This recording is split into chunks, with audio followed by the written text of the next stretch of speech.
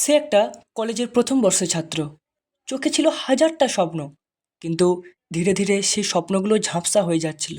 আর তার পেছনে একটা কারণ ছিল, সেটা হলো অনলাইন জুয়া।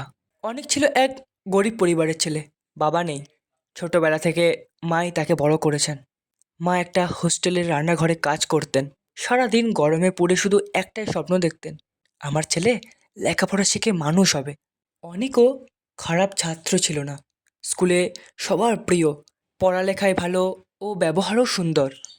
কিন্তু কলেজে উঠেই তার জীবনে ঢুকে পড়লো একদল বন্ধু, যারা প্রতিদিন মোবাইলে একটা অদ্ভুত গেম খেলতো। দেখ অনেক, এই অ্যাপে 10 টাকা দিয়ে ঢুকেছি, এখন 500 টাকা পেলাম। ভাই, এটা তো একদম সহজ টাকা রে। প্রথমে অবিশ্বাস করলেও কৌতূহলবশত একদিন 20 টাকা দিয়ে খেললো অনেক। ভাগ্যক্রমে সে জিতে গেল 100 টাকা। এত সহজে 5 গুণ টাকা! সে যেন আকাশের চাঁদ পেয়ে গেল। টাকার প্রতি নেশা বাড়তে লাগলো। সেই দিন থেকে অনেক নিয়মিত খেলতে লাগলো। সকালবেলা কলেজে গিয়ে ক্লাসের মাঝে বসেই মোবাইল বের করে বাজি ধরতো। আর হারতে হারতে কখন যেন মায়ের জমানো টাকায় হাত দিতে শুরু করলো, সে বুঝতেই পারল না। মা কখনো টেরও পায়নি, শুধু মাঝে মাঝে বলতেন, তুই তো কদিন ধরে কেমন গুম আছিস, সব ঠিক আছে তো? অনেক মুখ ঘুরিয়ে বলতো, হ্যাঁ মা, পড়াশোনার চাপ একটু বেশি, তাই এরকম মনে হচ্ছে তোমার। একদিন বড় বাজি ধরলো অনেক। কলেজের ফিস জমা দেওয়ার শেষ দিন ছিল পরের দিন। মা অনেক কষ্ট করে টাকা জমিয়েছেন, 2700 টাকা। সে রাতে অনেকের মাথায় একটা খেয়াল এলো, যদি এই টাকাটা দিয়ে বাজি খেলি আর জিতে যাই, তাহলে তো আরও বেশি টাকা হবে। মাকে একটা গিফট কিনে দেব। ভাবনা ছিল সুন্দর, কিন্তু জুয়া সুন্দর হয় না। অনেক রাত 1টা পর্যন্ত খেলে, হারতে থাকে। তারপর আবার লোন নিয়ে খেলে। সব শেষ। মোবাইলের স্ক্রিনে দেখা যাচ্ছে, your wallet balance is zero. মাথায় যেন বাজ পড়ল। মা তখন রান্নাঘরে ঘুমাচ্ছেন, জানেন না তার ছেলের হাতেই আজ তার সব স্বপ্ন ভেঙে গেছে। পরের দিন কলেজে অনেক মাথা নিচু করে প্রবেশ করলো। টিচার বললেন, ফিস জমা হয়নি তোমার, আগামী সপ্তাহে যদি জমা না হয় তোমাকে টার্ম পরীক্ষায় বসতে দেওয়া হবে না। সে কিচ্ছু বলল না।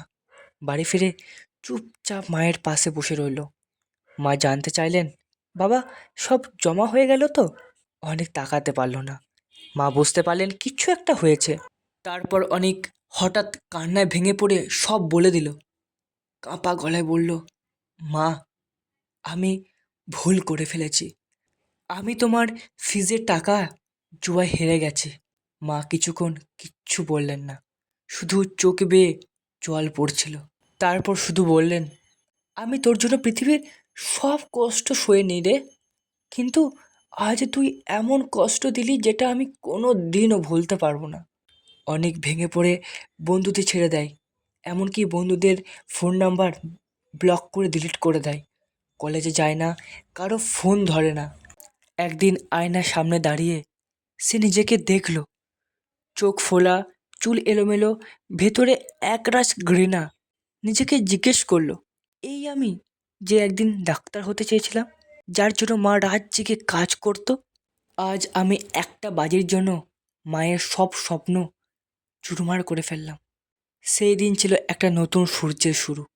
অনেক একটা কাগজে লিখে রাখলো, আজ থেকে একটাও বাজি নয়, একটাও মিথ্যা নয়। আমি ফিরব, আমার মাকে হাসাতে আমি আবার চেষ্টা করব। সেই দিন থেকে অনেক নিজেকে বদলাতে শুরু করলো।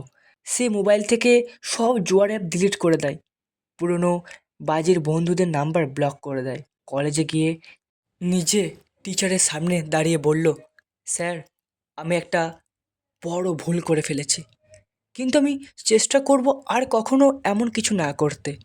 2 বছর পর অনেক এখন কলেজের 3rd ইয়ারে, নিজেই একটা টিউশন সেন্টার পড়ায়, নিজের আয় থেকে ফিস দেয়। মায়ের জন্য প্রতি মাসে একটি ছোট্ট ছোট্ট গিফট কিনে নিয়ে আসে। একদিন মা ঘরে বসে তাকে জড়িয়ে ধরে বললেন, তুই আমার গর্ব, তুই দেখিয়ে দিলি মানুষ চাইলে নিজেকে পাল্টে ফেলতে পারে। অনেক তখন শুধু বলল, মা, আমি তোমার কান্না আর কোনো দিন দেখতে চাই না। আমি এখন সত্যি মানুষের মতো মানুষ হতে চাই। তাহলে বন্ধুরা, ভিডিওটি শুনে কি বুঝলেন? জীবনে ভুল হতেই পারে, আর সেই ভুলটাকে ওখানেই সমাপ্ত করে দেওয়া উচিত।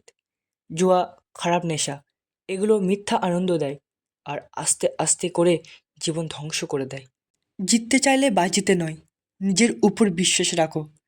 হারালে সব হারাবে, কিন্তু জিতলে মানুষ হবে। ভিডিওটা যদি আপনাদের ভালো লেগে থাকে তাহলে একটি লাইক ও সাবস্ক্রাইব করে দেবেন।